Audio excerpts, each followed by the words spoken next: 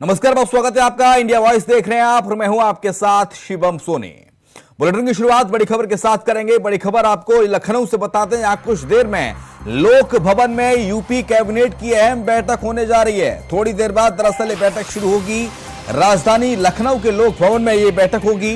योगी cabinet की सुबह 11 बजे का वक्त मुकर्रर किया गया था और समय हो गया है और अब से थोड़ी देर बाद ये बैठक राजधानी लखनऊ के लोक भवन में होगी, जिसमें तमाम मंत्री शामिल होंगे। मुख्यमंत्री योगी आदित्यनाथ की अध्यक्षता में कैबिनेट की बैठक होगी।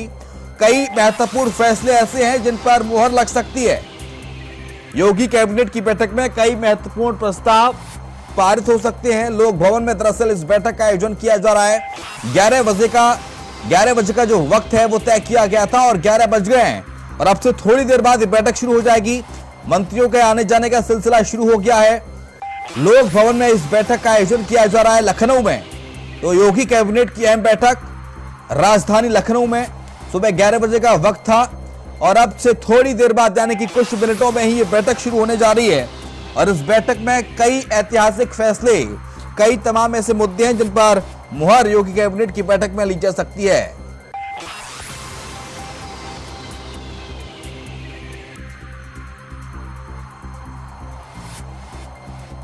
प्रियम पाठक ज्यादा जानकारी के लिए हमारे साथ हमारे संवाददाता इस वक्त राजधानी लखनऊ से लाइव जुड़ गए हैं। प्रियम, 11 बजे का वक्त तय किया गया था, 11 बज गए हैं। कितनी देर लग रही है बैठक शुरू होने में? कौन कौन मंत्री वहां पर पहुंच गए लोक भवन में? फिलहाल क्या अपडेट है प्रियम? शिवम, देखिए, आज योगी कैबिनेट की अहम बैठक की शुरुआत होने जा रही है। तकरीबन सभी मंत्री जो हैं पहुंच चुके हैं कैबिनेट की बैठक में शामिल होने के लिए। सभी कैबिनेट के सदस्य मौजूद हैं। खुद मुख्यमंत्री योगी आदित्यनाथ जो है वो लोक भवन पहुंच चुके हैं और अब से मैच कुछ मिनटों में जो ये कैबिनेट की बैठक है वो शुरू होगी। और इस कैबिनेट बैठक में कई विभागों के, चिकित्सा शिक्षा विभाग है, पर्यटन विभाग है, पर्यटन एवं संस्कृति है, ऐसे कई विभाग हैं जिनके कई अहम प्रस्ताव जो हैं वो आज इस कैबिनेट बैठक में रखे जा सकते हैं और उनको माना जा रहा है कि आज कैबिनेट की मंजूरी मिल सकती है। कैबिनेट की मीटिंग के बाद 12 बजे कैबिनेट ब्रीफिंग रखी गई है, जिसमें सरकार की तरफ से प्रेस कॉन्फ्रेंस करके बाकायदा जानकारी दी जाएगी कि कौन कौन से प्रस्ताव आज कैबिनेट की इस बैठक में रखे गए थे, किन प्रस्तावों को मंजूरी मिली है, कुल कितने प्रस्ताव रखे गए, कितने प्रस्ताव खारिज हुए। अमूमन जो कैबिनेट की बैठक होती है वो योगी आदित्यनाथ के कैबिनेट की वो मंगलवार को होती है, लेकिन चूंकि कल सीएम योगी बलरामपुर और सोनभद्र के दौरे पर थे, इसलिए कल की जगह ये बैठक जो है वो आज बुलाई गई है और आज इस बैठक में कई अहम प्रस्ताव जो हैं वो रखे जाएंगे। अब से मैच कुछ देर बाद ये बैठक शुरू होगी। लोक भवन के अंदर जो कैबिनेट के सदस्य हैं उनके पहुंचने का सिलसिला शुरू हो चुका है। अब से मैच कुछ देर में जो है ये बैठक शुरू होगी, जिसमें सभी विभागों के अपने अपने प्रस्ताव रखे जाएंगे और देखना होगा कौन कौन से ऐसे प्रस्ताव हैं जिनको आज रखा गया और जिनकी आज मंजूरी मिलती है। हालांकि अभी उसकी जानकारी शेयर नहीं की गई है कि कौन कौन से प्रस्ताव आज इस बैठक में रखे जा रहे हैं, लेकिन माना जा रहा है कि कई विभागों के कई अहम ऐसे प्रस्ताव हैं जिनको आज इस कैबिनेट में रखा जाएगा। कौन कौन से वो प्रस्ताव हैं जिन पर आज मोहर लगी है, उन सभी की जानकारी के लिए बाकायदा सरकार की तरफ से प्रेस कॉन्फ्रेंस करी जाएगी। सरकार के जो मंत्री हैं वो प्रेस कॉन्फ्रेंस करेंगे और वो बताएंगे कि आज कौन कौन से प्रस्ताव जो है वो पारित हुए और उसका जो समय है वो 12 बजे का रखा गया है, जब सरकार की तरफ से प्रेस कॉन्फ्रेंस करके इस कैबिनेट की पूरी ब्रीफिंग की जाएगी। ठीक है, 12 बजे ब्रीफिंग की जाएगी प्रियम और 12 बजे के बाद ये तय हो जाएगा दरअसल कैबिनेट बैठक में किन किन प्रस्तावों पर मोहर लगी है और इस कैबिनेट बैठक में क्या कुछ खास माना जा रहा है जनता के लिहाज से, उत्तर प्रदेश के आवाम के लिहाज से। शिवम, देखिए, जो कैबिनेट की बैठक होती है वो एक सतत प्रक्रिया है कि जो भी मुख्यमंत्री होता है उसकी जो कैबिनेट होती है उसकी वो बैठक हुआ करती है। बैठक के अंदर जनता से जुड़े हुए मुद्दे, विभागों से जुड़े हुए मुद्दे जो सरकार को लगता है कि समय समय पर उनमें परिवर्तन करने की आवश्यकता है, उनको कैबिनेट में लाया जाता है। आज देखना होगा कौन कौन से वो प्रस्ताव हैं जिनको लाया गया है। तो जाहिर सी बात है कि वो प्रस्ताव आम लोगों को ध्यान में रख के ही लाए जाते हैं, जिसका कहीं ना कहीं दूरदर्शी परिणाम जो है वो आम लोगों की भलाई के लिए हो। तो वो देखना होगा कौन कौन से प्रस्ताव हैं। उसकी तस्वीर 12 बजे जब प्रेस कॉन्फ्रेंस होगी तो उसमें साफ हो जाएगी। उसमें पूरी जानकारी जो है वो साझा की जाएगी कि कौन कौन से ऐसे प्रस्ताव हैं जिनको आज इस कैबिनेट के अंदर जो है मंजूरी मिलती है। बैठक कल होनी थी प्रियम, लेकिन कल ना होके आज हो रही, क्योंकि आप बता रहे हैं कि योगी आदित्यनाथ का सोनभद्र दौरा था, बलरामपुर दौरा था और इसके बाद अब आज फिर थोड़ी देर बाद योगी आदित्यनाथ दिल्ली दौरे पर जाएंगे। तो इस बीच ये बैठक बेहद खास मानी जा रही है क्योंकि चुनिंदा समय निकाल के इस बैठक को किया जा रहा है। देखिए हर हफ्ते जो है मंगलवार को योगी कैबिनेट की बैठक जो है वो होती है। उसमें विभागों के प्रस्ताव लाए जाते हैं। जिन प्रस्तावों में कुछ अमेंडमेंट की आवश्यकता होती है उनको तुरंत पास ना करके अगली कैबिनेट में लाने के लिए कहा जाता है। तो एक सतत प्रक्रिया है कैबिनेट की जो हर हफ्ते हुआ करती है। लेकिन कल चूंकि मंगलवार को होनी थी, लेकिन सीएम योगी आदित्यनाथ सोनभद्र और बलरामपुर के जिले के दौरे पर थे, तो इस वजह से कल की ये बैठक जो थी वो नहीं हो पाई थी। आज ये बैठक आहूत की गई है। अब से मैच कुछ देर में ये बैठक जो है शुरू हो जाएगी। उसके अंदर माना जा रहा है कि जो प्रस्ताव होंगे वो पास होंगे और उस बैठक के बाद में सीएम योगी आदित्यनाथ सीधे जो है लोक भवन से दिल्ली के लिए जो है वो रवाना होंगे। आज उनकी दिल्ली में भी कई अहम कार्यक्रम जो है लगे हुए हैं, लेकिन उससे पहले ये कैबिनेट की बैठक होगी और कैबिनेट की बैठक के बाद देखना होगा कि जो ब्रीफिंग होगी तो कौन कौन से प्रस्ताव है जिनको आज मंजूरी मिलती है। चलिए, बहुत शुक्रिया प्रियम आपका तमाम सारी जानकारी को साझा करने के लिए। योगी कैबिनेट की ये महत्वपूर्ण बैठक होने जा रही है। लोक भवन में 11 बजे का वक्त मुकर्रर किया गया था, लेकिन अब से थोड़ी देर बाद दरअसल ये बैठक शुरू हो जाएगी और इसके बाद बैठक के बाद मुख्यमंत्री दिल्ली के लिए रवाना हो जाएंगे। रुक कर लेते हैं अगली खबर का। बड़ी खबर मिल रही है मैनपुरी से। बीजेपी प्रत्याशी रघुराज शाक्य के नामांकन करने मैनपुरी पहुंच चुके हैं। मैनपुरी कलेक्ट्रेट में नॉमिनेशन फाइल करने पहुंचे हैं रघुराज शाक्य। उनके साथ उनके समर्थक मौजूद हैं। इसके साथ ही प्रस्तावों के साथ नामांकन दाखिल करने पहुंचे हैं बीजेपी के प्रदेश अध्यक्ष भूपेंद्र चौधरी भी मौजूद हैं और कई नेताओं के मौजूद होने की खबर है। हालांकि खबर यह भी मिल रही थी कि डिप्टी सीएम केशव प्रसाद मौर्य भी उनके साथ होंगे। अपने समर्थकों के साथ पहुंच चुके हैं मैनपुरी रघुराज शाक्य और अब से थोड़ी देर बाद कलेक्ट्रेट में ये नॉमिनेशन दाखिल किया जाएगा। मैनपुरी कलेक्ट्रेट पहुंच गए हैं बीजेपी की ओर से भारतीय जनता पार्टी के लोकसभा उपचुनाव के प्रत्याशी रघुराज शाक्य और प्रस्तावों को के साथ नामांकन दाखिल करने के लिए पहुंचे हैं। कलेक्ट्रेट परिसर में पहुंचे हैं और अब से थोड़ी देर बाद नामांकन दाखिल करेंगे। डिप्टी सीएम केशव प्रसाद मौर्य भी इनके साथ नजर आ रहे हैं।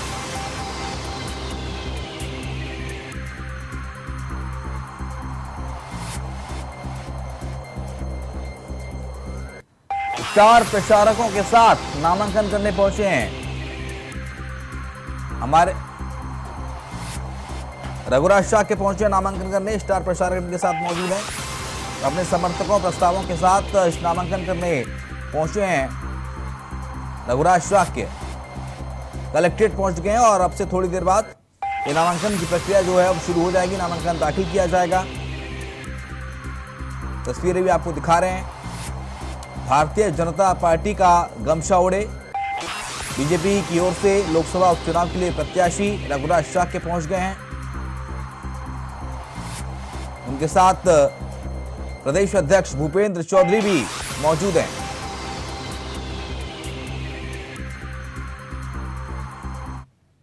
मुकेश से ज्यादा जानकारी के लिए हमारे साथ हमारे संवाददाता इस वक्त मौजूद है। मुकेश, रघुराज शाक्य पहुंच गए हैं नामांकन के लिए कलेक्ट्रेट मैनपुरी, और क्या अपडेट्स है इस पूरी खबर पर और कौन कौन उनके साथ मौजूद है?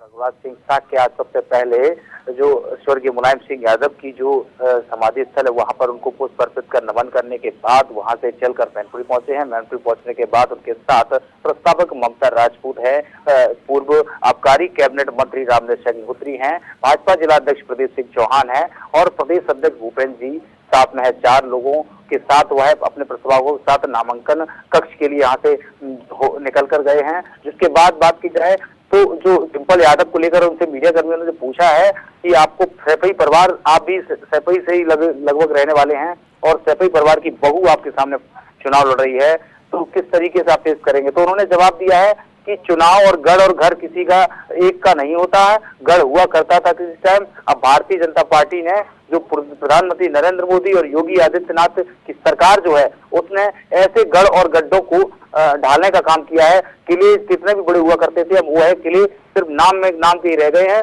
अब ऐसे सभी किलों को भारतीय जनता पार्टी गिराने का काम करेगी।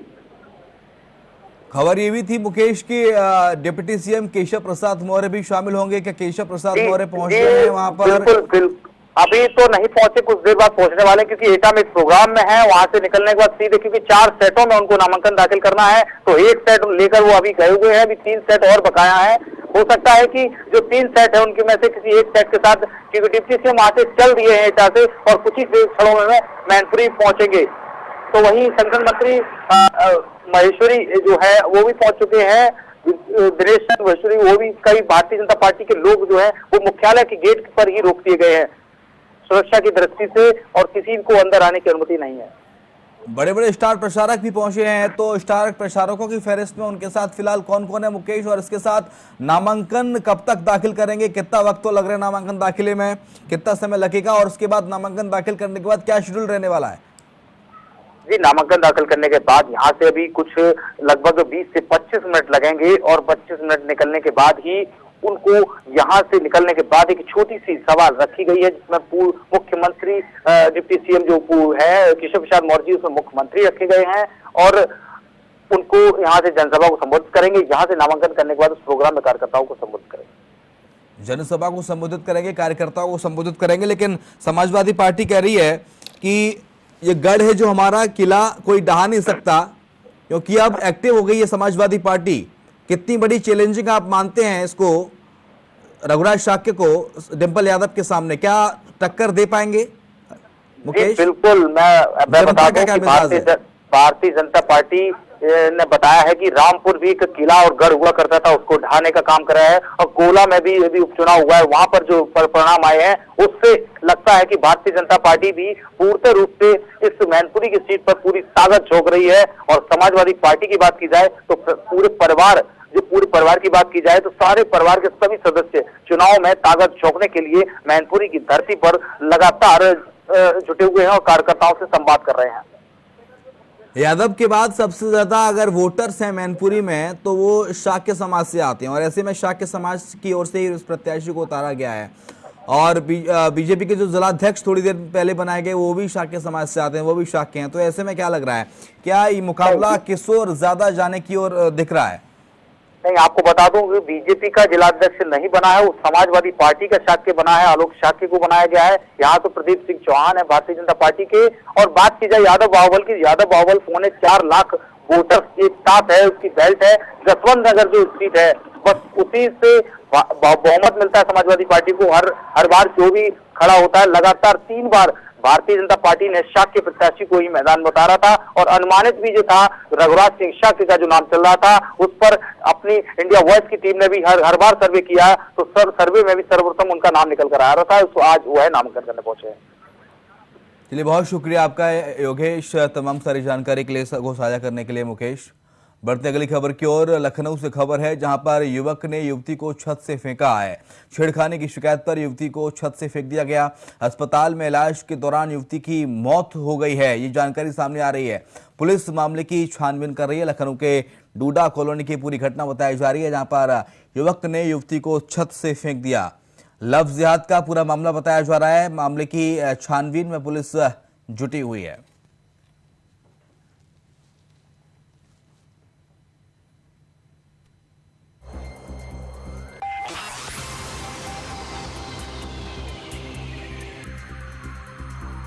पुलिस मामले की छानबीन कर रही है। युवक ने युवती को छत से फेंक दिया। 4 मंजिला इमारत से युवती को फेंका गया है, जिसके बाद युवती की मौत हो गई। ट्रोमा सेंटर में युवती ने इलाज के दौरान दम तोड़ दिया।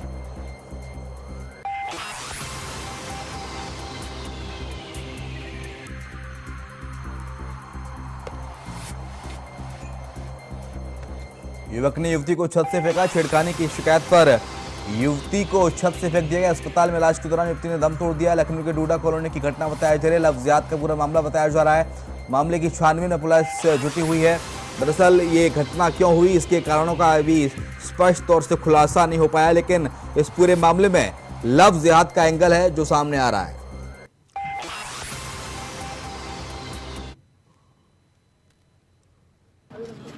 उस लड़के ने ही धक्का दिया है शायद, हाँ उसी की वजह से वो मरी। उसी के बाद हम लोग कंप्लेन करने गए थे, शिकायत करने गए थे। वो मेरे भाई को मारने की धमकी दे रहा था कि मैं मारेंगे। लड़की का वीडियो बता रहा था, वीडियो है, ये है, वो है, दुनिया भर की बातें कर रहा था। कौन है? यहीं आगे एक लड़का रहता है। क्या नाम है? सुफियान।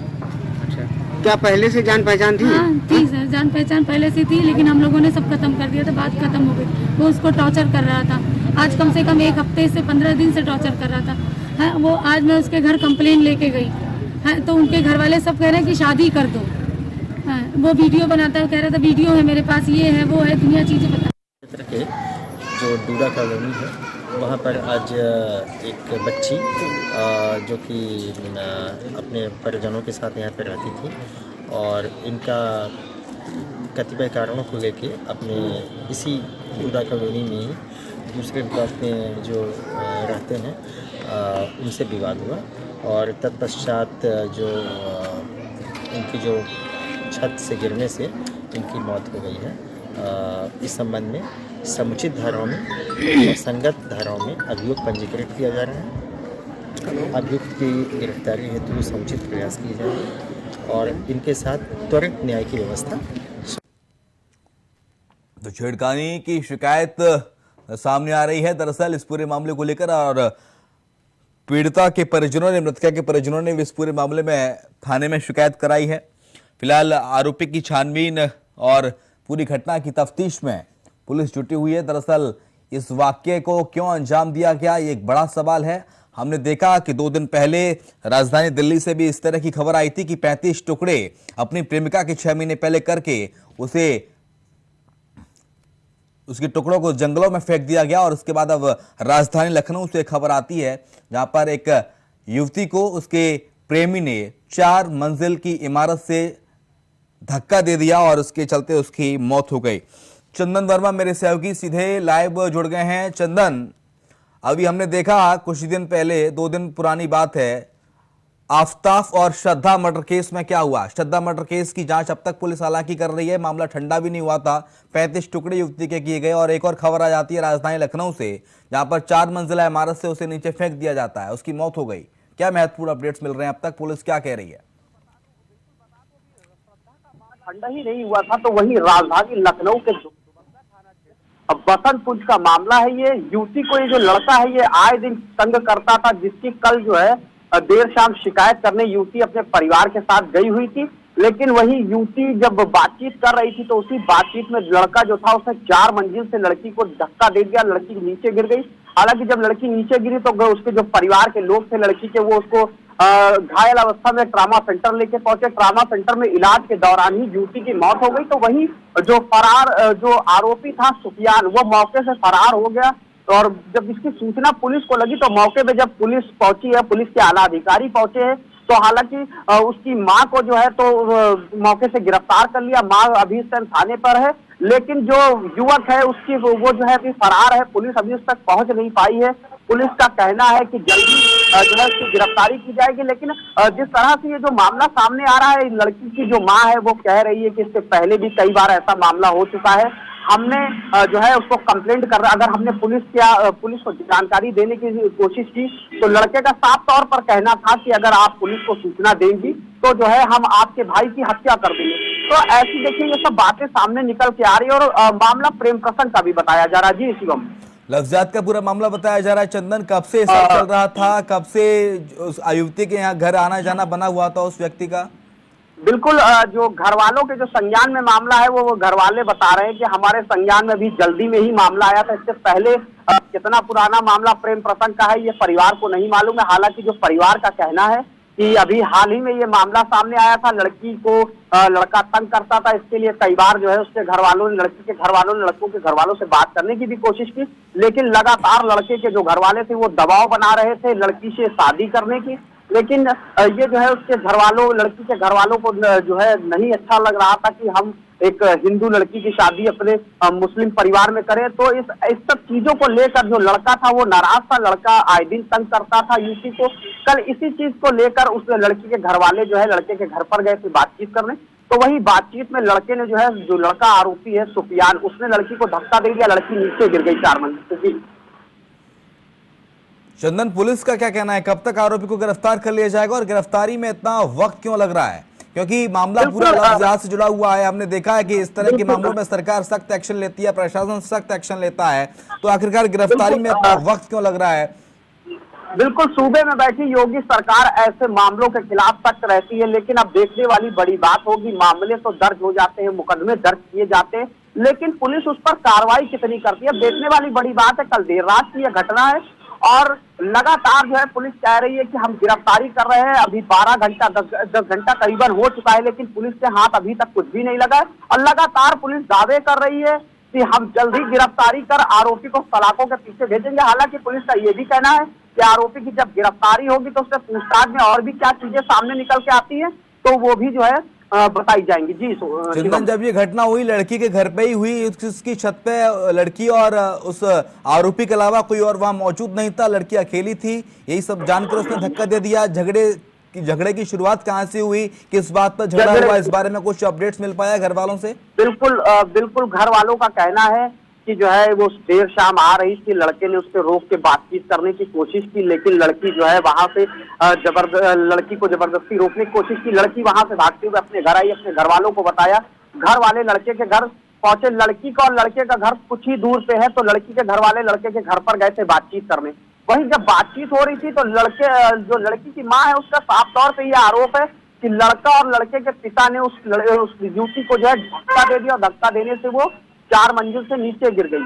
हालांकि अब देखने वाली बड़ी बात शिवम ये है कि लखनऊ पुलिस जो है किस तरह से कार्रवाई करती है। और आप बता रहे हैं चंदन कि लड़के का पिता भी लड़के के साथ मौजूद था और लड़के के पिता ने भी उसको धक्का दिया, तो पिता के बारे में कुछ अपडेट मिल पाया है? पिता की भी गिरफ्तारी होनी है ऐसे में? तो बिल्कुल, पिता और जो आरोपी युवक है दोनों मौके से फरार हो गए और लड़के की जो माँ है वो अभी कल देर रात ही उसकी गिरफ्तारी हो गई थी, वो थाने पे बैठी हुई है।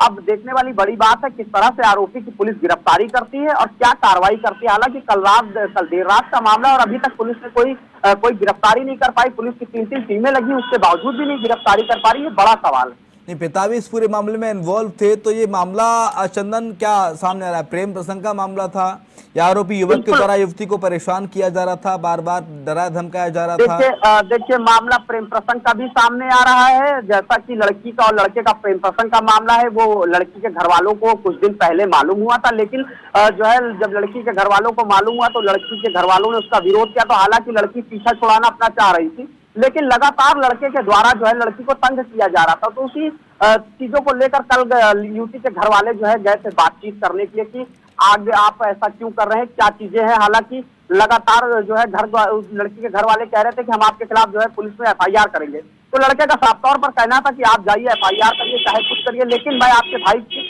अगर आपने FIR करी मेरे खिलाफ तो मैं आपके भाई की हत्या कर दूंगा। तो ऐसी धमकी भी देता था युवक। जी शिवम। बहुत शुक्रिया चंदन, नजर आप बनाए रखिएगा, अपडेट्स आपसे लगातार लेते रहेंगे। अगली खबर की तरफ बढ़ लेते हैं। 19 नवंबर को प्रधानमंत्री नरेंद्र मोदी वाराणसी जा सकते हैं। संभावित दौरा प्रधानमंत्री का बताया जा रहा है। 19 नवंबर को काशी तमिल संगम कार्यक्रम का शुभारंभ करेंगे पीएम मोदी। संगम कार्यक्रम में शामिल हो सकते हैं। दोपहर 1 बजे बाबतपुर एयरपोर्ट पहुंचेंगे प्रधानमंत्री नरेंद्र मोदी, सूत्रों के हवाले से जानकारी मिल रही है। MP थिएटर मैदान में प्रदर्शनी का अवलोकन करेंगे, ये भी सूत्रों के हवाले से जानकारी मिल रही है। 19 नवंबर को प्रधानमंत्री काशी जा सकते हैं। हालांकि कोई पुख्ता तौर पर इस पूरे मामले में कोई प्रेस रिलीज, कोई ऑफिशियल अनाउंसमेंट नहीं हुई है, लेकिन जो सूत्र हमारे बता रहे हैं, जो इंडिया वॉइस के सूत्र बता रहे हैं, वो जानकारी दे रहे हैं कि 1 बजे बाबतपुर एयरपोर्ट पर 19 तारीख को पहुंचेंगे काशी में और काशी में जाकर संगम कार्यक्रम में शामिल हो सकते हैं प्रधानमंत्री नरेंद्र मोदी।